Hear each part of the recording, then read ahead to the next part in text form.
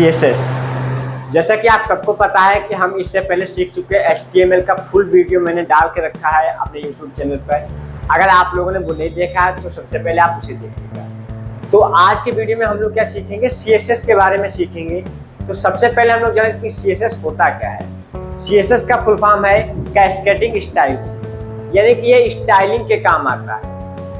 यानी कि अगर आपकी कोई वेबसाइट है, उसमें आपने क्या किया है, बहुत सारे कंटेनर्स डाल के रखा हुआ है, बहुत सारा कंटेंट डाल के रखा हुआ है, लेकिन वो कंटेंट आपका कितना अच्छा दिखेगा उसे स्टाइल करना किसका काम होता है, CSS का काम होता है।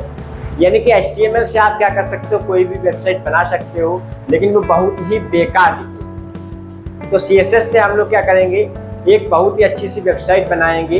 पहले तो हम लोग CSS की सारी प्रॉपर्टीज को देखेंगे जो कि O लेवल या वेब डेवलपमेंट में जरूरी है। इसके बाद में हम लोग एक बहुत अच्छा सा प्रोजेक्ट बनाएंगे, अपनी एक वेबसाइट बनाएंगे, जिससे आप लोग क्या कर सकते हो, आसानी से यहाँ पर अपनी एक वेबसाइट बना सकते हो।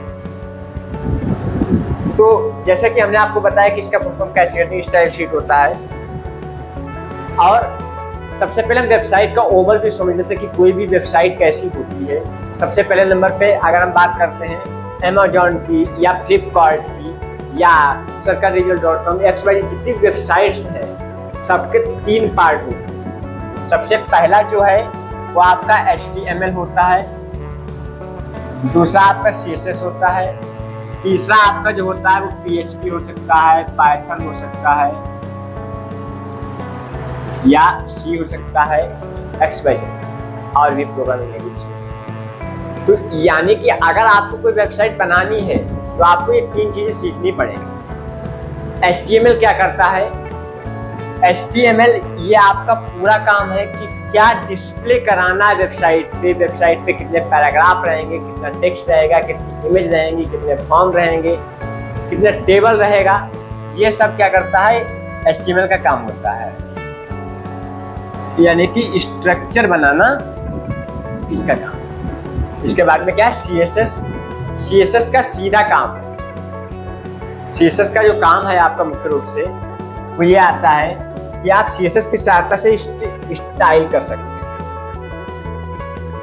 यानी कि आपकी वेबसाइट कितनी अच्छी लगेगी ये कौन डिसाइड करेगा, CSS डिसाइड करेगा। और PHP क्या करेगा, उसमें जान डालने का काम करता है। यानी कि ये बैकएंड पे काम करता है। किसी भी वेबसाइट का 2 पार्ट होते हैं, एक होता है फ्रंट एंड, एक होता है बैकएंड। फ्रंट एंड जो कि यूजर को दिखाई पड़ता है और बैकएंड जो कि यूजर को दिखाई नहीं पड़ता है। तो ये चीजें होती हैं। इसके बाद में अगर हम बात करते हैं टाइप्स ऑफ CSS की, CSS हम लोग कितने प्रकार से लगा सकते हैं, तो हमारे पास 3 तरीके हैं। सबसे पहले क्या होता है, इनलाइन CSS, फिर इंटरनल CSS और फिर क्या है, एक्सटर्नल CSS। यानी कि आप क्या कर सकते हो, अगर HTML की ही जो आपने HTML लिखा हुआ है, जो टैग लगाया हुआ है, उसी टैग में आप क्या करते हो, CSS लिख लेते हो। एग्जाम्पल के तौर पे हम यहाँ पे एक पैराग्राफ डाला हुआ है, यहाँ पर हम एक स्पेस देके लिख देते हैं, style equal colour red XYZ। तो ये क्या होती है, हमारी CSS हो गई, इनलाइन CSS। और दूसरे नंबर पे अगर हम बात करते हैं आपकी एक्सटर्नल CSS या इंटरनल CSS, पहले देख लेते हैं। इंटरनल CSS हेड टैग में लगाया जाता है। यानी कि जहां पर से आपका हेड टैग ओपन हो रहा है और क्लोज हो रहा है, इसके बीच में हम लोग एक क्या करेंगे, स्टाइल टैग लगाएंगे। और स्टाइल टैग के अंदर ही हम लोग क्या करेंगे, पूरी CSS को लिखने वाले। तो कुल मिला के देखा जाए तो CSS काफी ज्यादा इंपॉर्टेंट है हमारी वेबसाइट के लिए, और हम लोग CSS का उपयोग करेंगे, क्योंकि बिना CSS के कोई भी वेबसाइट आपको अच्छी लग ही नहीं सकती। तो चलिए सीधा चलते हैं अपने डेस्कटॉप की स्क्रीन पर और आप लोगों को ऑनलाइन ही बताते हैं कैसे आप किसी भी वेबसाइट को देख सकते हैं विदाउट CSS, और कैसे हम लोग इन सब चीज़ों का उपयोग करेंगे। ये वीडियो लंबा हो सकता है, लेकिन इस वीडियो को आप लोग पूरा देखिएगा अगर आप लोग CSS में मास्टर बनना चाहते हैं। यानी कि अगर आपको CSS के बारे में पूरी जानकारी चाहिए तो इस वीडियो पर बने रहिएगा, क्योंकि इस वीडियो के माध्यम से हम लोग अपने नोट्स भी आपको प्रोवाइड करवाएंगे। नोट्स कैसे मिलेंगे ये आपको हम आगे बताएंगे। आप आसानी से हमारे नोट्स ले सकते हैं। आपको जो सोर्स कोड हम लिख रहे हैं वो सोर्स कोड हम आपको व्हाट्सअप कर सकते हैं, ईमेल कर सकते हैं। अगर आपको चाहिए तो आप हमें बताइएगा। ये सब चीज़ें कैसे मिलेंगी ये आपको हम आगे डिटेल में बताने वाले हैं। तो सीधा हम चलते हैं अपने डेस्कटॉप की स्क्रीन पर और आप लोगों को बताते हैं कि आप कैसे इसका काम कर सकते हैं। तो सबसे पहले हम लोग आ चुके हैं गूगल क्रोम पर और यहाँ से हम लोग क्या करेंगे, कोई एक सिंपल सी वेबसाइट ओपन कर लेते हैं। जैसे मान लीजिए हमने क्या किया है कि अमेजॉन को ओपन कर लिया है। अमेजॉन ओपन किया और अमेजॉन ओपन करने के बाद में हमारे पास अमेजॉन की साइट खुल गई है। आप लोग देख सकते हैं ये कितनी प्यारी वेबसाइट लग रही है। क्यों लग रही है? क्योंकि इसमें HTML, CSS सारी लैंग्वेज का उपयोग किया गया है।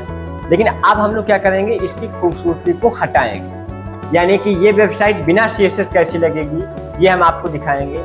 और वो देखने के लिए आपको क्या करना पड़ेगा, यहाँ कहीं पे भी आप राइट क्लिक कर सकते हैं और राइट क्लिक करने के बाद में आपको इंस्पेक्ट पे जाना है। इंस्पेक्ट जो ऑप्शन है यहाँ पर आपको जाना है, क्लिक कर देना है। इसके बाद में आप देखेंगे इतनी सारी चीज़ें आप लोगों को दिख रही हैं। बस आपको कुछ नहीं करना है। यहाँ देखिए हेड टैग जो दिया गया है इसे हम डिलीट मार दें। जैसे हमने हेड टैग को डिलीट किया, ये रही हमारी अमेजॉन की वेबसाइट। आप देख सकते हैं कि अमेजॉन जैसी अच्छी वेबसाइट कैसी हो गई। मतलब कोई भी चीज़ कहीं पर भी आप देख सकते हैं उल्टी सीधी लगी हुई है, या आप अंदाजा भी नहीं लगा सकते ये अमेजॉन की वेबसाइट। ये कोई इमेज है, कुछ यहाँ लिखा हुआ है, कुछ वहाँ लिखा हुआ है। रीजन क्योंकि इससे हमने क्या किया, CSS को हटा दिया है। दोबारा से अगर आप रिफ्रेश करेंगे तो आप आसानी से देख पाएंगे इसे कैसे अरेंज किया गया है। यानी कि अगर आपको CSS नहीं आती है, बाय चांस आप नहीं CSS सीखते हैं, तो आप वेबसाइट HTML सीख के कैसी बना सकते हैं, जैसे कि अभी हमने आपको दिखाया। बस क्या नहीं होगा, उसकी कोई भी स्टाइलिंग नहीं होगी, आपकी ऐसी वेबसाइट बनकर तैयार हो जाएगी और जिसे आई थिंक कोई भी यूज करना नहीं चाहेगा, यूज कर ही नहीं पाएगा। समझ में नहीं आएगा कि कौन सी चीज कहां पर है तो वो कैसे यूज कर सकते हैं। तो अब हम लोग सीधे देखते हैं कि हम कैसे यहाँ पर CSS का उपयोग करने वाले हैं। तो उसके लिए सीधा हम अपना सबलाइन ओपन कर लेते हैं और जैसा कि आप सबको पता है कि हमने क्या किया, यहाँ पर पूरी तरीके से ये फाइल हम समझा चुके हैं सबको।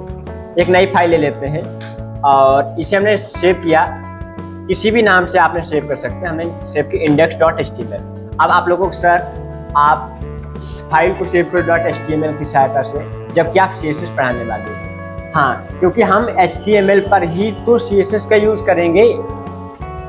जब तक HTML नहीं है तब तक हम CSS कैसे उपयोग कर सकते हैं। जैसे आप एक बात बताइए, अगर किसी भी व्यक्ति की बॉडी है, यानी कि हड्डियों का कंकाल नहीं है, तब तक आप उसका कैसे कलर गोरा कर सकते हैं या कैसे उस पर मांस चढ़ा सकते हैं, कैसे प्लास्टिक सर्जरी होगी, हो ही नहीं सकता।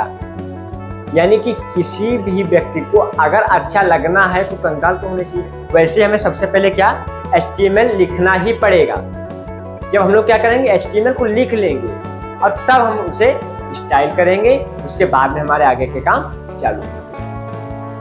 तो सबसे पहले हम क्या करते हैं, यहाँ पर इसे सेव किया, लोकेशन आप कोई भी दे सकते हैं और यहाँ से हमने सीधा HTML की बॉयलरप्लेट को इंसर्ट कर दिया है।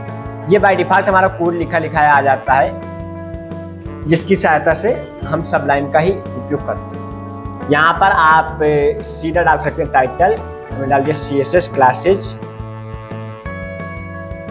एंड नाउ बॉडी में आ जाता हूँ। बॉडी में हमने मान लीजिए एक डाल दिया पैराग्राफ और यहाँ पे लिख दिया है I am कंप्यूटर।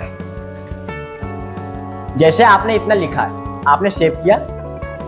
index.html की वेबसाइट है हमारी, जिसे हमने गूगल क्रोम से ओपन कर लिया है और आप देख सकते हैं कि एक पैराग्राफ यहाँ पर आ चुका है। आप लोग आसानी से इस पैराग्राफ को देख सकते हैं, जो कि हमने HTML में सीखा भी था कि आप कैसे भी पैराग्राफ को डाल सकते हैं। बट अब हम लोग यूज करने वाले आज CSS का। तो CSS कैसे यूज करेंगे, ध्यान से देखिएगा। आप लोग जहाँ पे पैराग्राफ का ओपनिंग टैग है, ये जो पैराग्राफ का ओपन टैग है, यहाँ पर आएंगे और एक स्पेस लगाएंगे और यहाँ पर लिख देंगे हम style equal double inverted comma या आप सिंगल इनवर्टेड कॉमा लगा सकते हैं। इसके बाद आप CSS की प्रॉपर्टी लिखेंगे और उसकी वैल्यू लिखेंगे। हमने क्या किया, कलर रेड कर दिया। अब इससे आप लोग एक अंदाजा लगा सकते हैं कि CSS का ये क्या होता है, एट्रीब्यूट होता है, ये उसकी प्रॉपर्टी होती है और उस प्रॉपर्टी की ये वैल्यू होती है।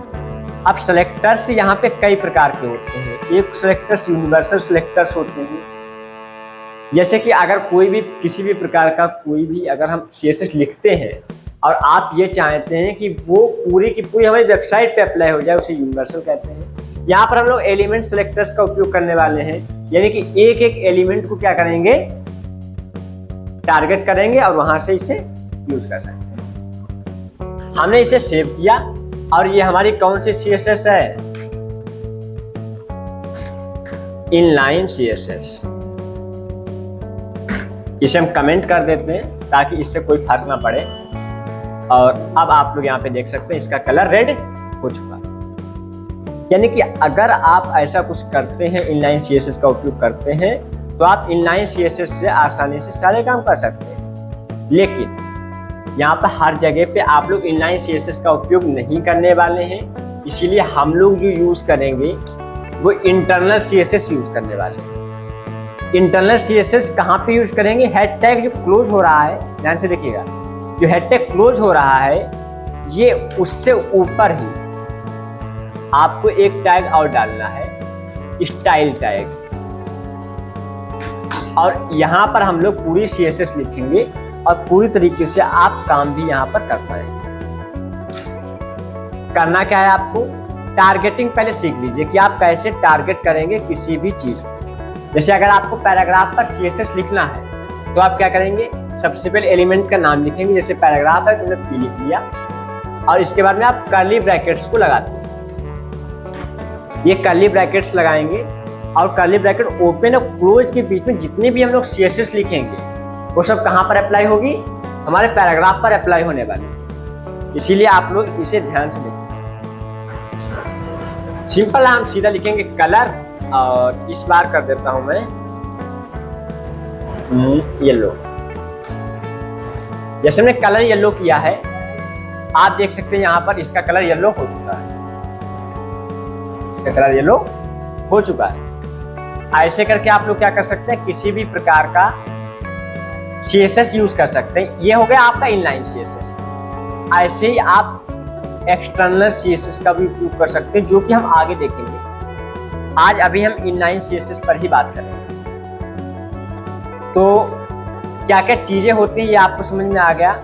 ऐसे ही आप क्या कर सकते हैं, यहाँ पर हेडिंग्स भी डाल सकते हैं। मान लीजिए आपने डाल दिया H1 और यहाँ पे लिख दिया IMHADING हेडिंग, और यहाँ पर आपने मान लीजिए एक और हेडिंग डाल दिया और लिख दिया यहाँ पर I am also heading। ऐसे H3 डाल दिया,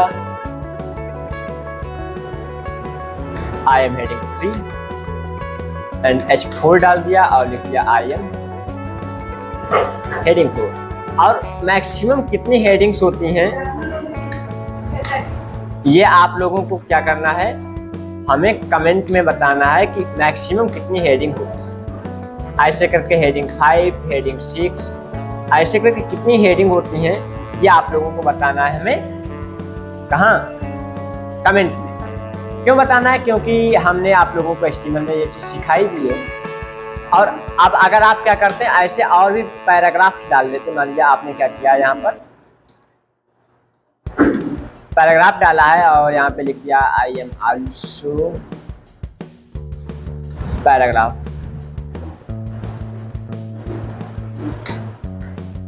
और हम पैराग्राफ्स को कॉपी कर लेते हैं।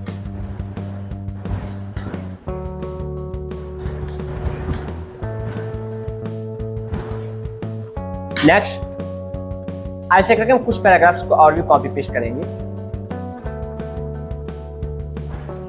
और अब आप हमारी वेबसाइट पे देख सकते हैं ये सारे काम हो। और इसे हम क्या करेंगे, थोड़ी देर के लिए इसे भी कर देता हूं मैं कमेंट, ताकि आप लोगों को सिर्फ और सिर्फ HTML यहाँ पे दिखाई पड़े। ये आप लोग देख सकते हैं यहाँ पर हमारे कुछ हेडिंग्स है, कुछ पैराग्राफ्स है जो कि हमने क्या किया अभी डाले हुए हैं। लेकिन अब हम लोग ये चाहते हैं कि जितने भी पैराग्राफ हैं हम सबको एक बार में टारगेट करना चाहेंगे, जबकि इनलाइन CSS में क्या था, आप सबको एक बार में टारगेट कर ही नहीं सकते, आपको हर लाइन में CSS लिखनी पड़ती है। उसके लिए हम लोग इंटरनल CSS हमारे लिए बहुत अच्छी प्रकार से काम करता है। हमने टारगेट किया P को यानी कि पैराग्राफ को, यहाँ पे लिख दिया कलर, यहाँ पे क्या लिख दिया येलो, और इसके बाद में हम डाल देते हैं यहाँ पे बैकग्राउंड कलर ब्लैक। और अब आप लोग देख सकते हैं जितने भी पैराग्राफ्स थे हर जगह पे आपको क्या मिल रहा है, ये सब आपके आ जाएंगे ब्लैक बैकग्राउंड कलर में और येलो कलर में। तो ये चीजें हैं। अब अगर ऐसे ही आपको क्या करना है, हेडिंग 1 टारगेट करना है, तो आप हेडिंग 1 लिख देंगे, उसका भी कलर आप जो चाहें वो कर सकते हैं, और उसका भी आप जो चाहें वो बैकग्राउंड कलर भी कर सकते हैं आसानी से। और हेडिंग 1 जहां भी होगी वहां पर ये चीज हमारी वर्क करती। ऐसे करके आप लोग हेडिंग 1 को टारगेट कर सकते हो, किसी भी चीज को टारगेट कर सकते हो। आई थिंक आप लोगों को टारगेटिंग समझ में आया होगा। तो कैसे टारगेट करना है CSS में किसी भी एलिमेंट्स को आप आसानी से समझ गए होंगे।